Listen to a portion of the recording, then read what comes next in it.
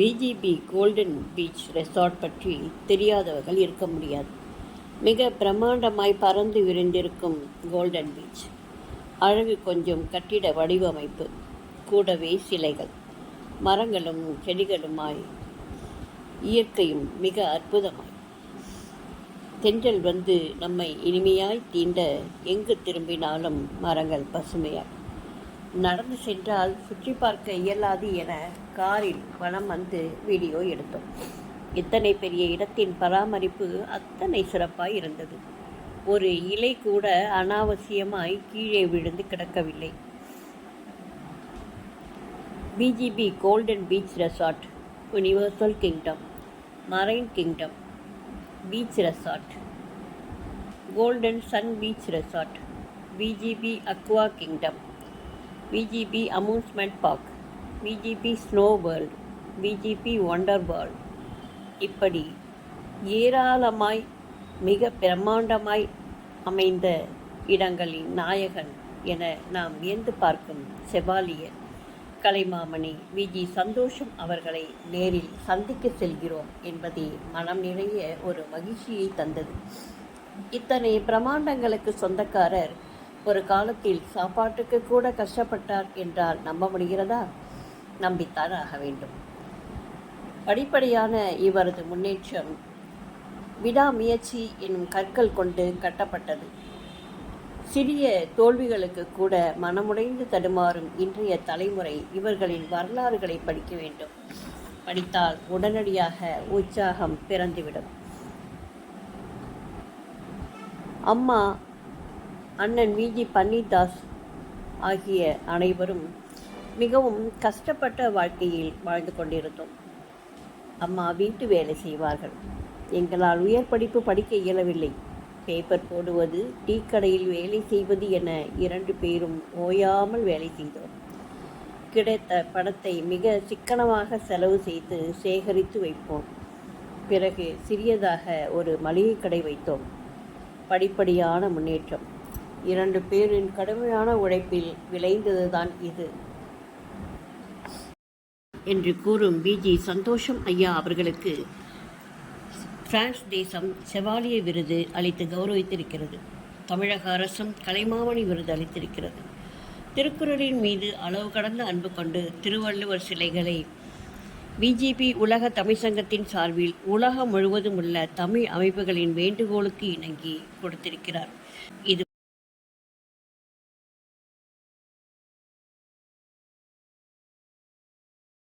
80 வயதிற்கு மேலாகிவிட்ட போதும் நேரம் தவறாமையை மிக அழகாக கடைபிடிப்பதோடு எல்லோருடனும் இனிமையாக பழகும் தன்மை கொண்டவர். இவரது உதவியாளர் பீட்டர் அவர்களது துணையுடன் இந்தியா மட்டுமல்ல உலக நாடுகளையும் வலம் வந்து சமூக பணியையும் இலக்கிய பணியையும் ஆத்மார்த்தமாக செய்து கொண்டிருக்கும் கலைமாமணி செவாலியே உலக தமிழ்ச்சங்கத்தின் தலைவர் விஜி சந்தோஷம் ஐயா அவர்களை நேரில் சந்தித்து எங்களது வாழ்த்துக்களையும் வணக்கங்களையும் தெரிவித்தோம்.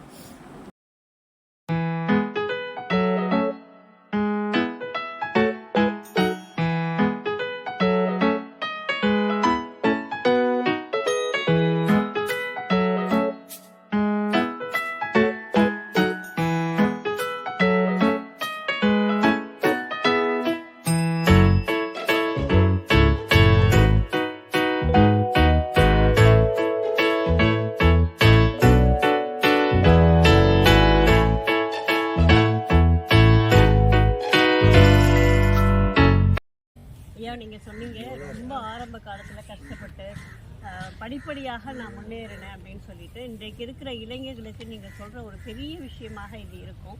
இன்றைக்கு உங்களுடைய வளர்ச்சியை நாங்கள்லாம் பார்த்து நாங்கள் பிரமிச்சு போயிருக்கிறோம். தமிழில் உங்களுக்கு எப்படி ஈடுபாடு வந்ததுன்னு சொல்லுங்க. ஆக பிள்ளைகள்லாம் வளர்ந்து தொழிலுக்கு வந்து விட்டார்கள். அப்பொழுது எனக்கு ஒரு எண்ணம், இந்த நாட்டிற்காக, நாட்டு மக்களுக்காக, இளைஞர்களுக்கு நாம் ஏதாவது ஒன்று செய்ய வேண்டும் என்றால் ஒவ்வொரு உங்களுடைய எந்த நேரத்தில் நாங்கள் ஜூமில் கூப்பிட்டாலும் நீங்கள் அந்த நேரத்துக்கு மிகச்சரியாக வந்து நீங்கள் பேசுகிறீங்க. அந்த சுறுசுறுப்பை எங்கே கற்றுக்கிட்டீங்க? சுறுசுறுப்பு இல்லை, கடமை. நீங்கள் வந்து கேட்குறீங்க 4 மணிக்கு வராங்க, 4 மணிக்கு நான் பெரியவர்களுக்கு பெரியம்மா அம்மாலாம் வந்து எங்கள் அம்மா மாதிரி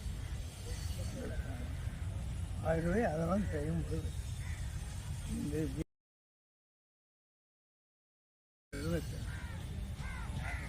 திருக்குறளை நான் ஏன் எதற்காக வெளிநாடுகளில் இருக்கின்றோம் என்பதுதான் எண்ணம் தோன்றும்.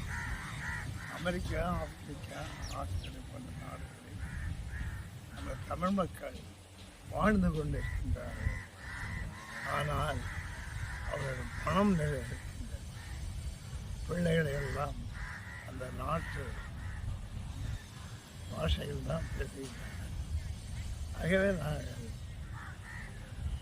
திருவள்ளுவர் அளித்து புத்தகங்கள் ஒன்றாக இணைத்து அப்படியெல்லாம் செய்ய வேண்டும். இதை தான் திருக்குறள் நமக்கு அந்த அற்புதமானவர் பாடம். இந்த பாடத்தை கற்றுக்கொள்ள வேண்டும், தெரிந்து கொள்ள வேண்டும், அறிந்து கொள்ள வேண்டும். அனைவருக்கும் நம்மால் இந்த அந்த சேவையை செய்ய வேண்டும். இப்பொழுது ஞான அம்மா அவர்கள்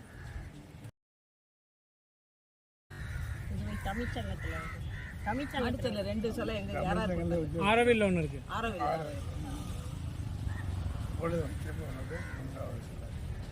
எங்களுடைய வைஸ்மேன் பள்ளிக்கூடத்துக்கும் நாங்கள் வந்து திருவள்ளுவர் சிலை தான் கேட்கறதுக்காக தான் வந்திருக்கிறோம்.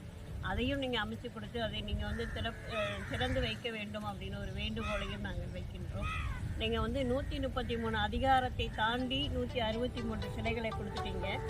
1330 சிலைகளை நீங்கள் கொடுக்கணும் அப்படின்னு சொல்லி நான் வந்து மனதார வேண்டிட்டு விடைபெறுகிறோம் ஐயா. நன்றி.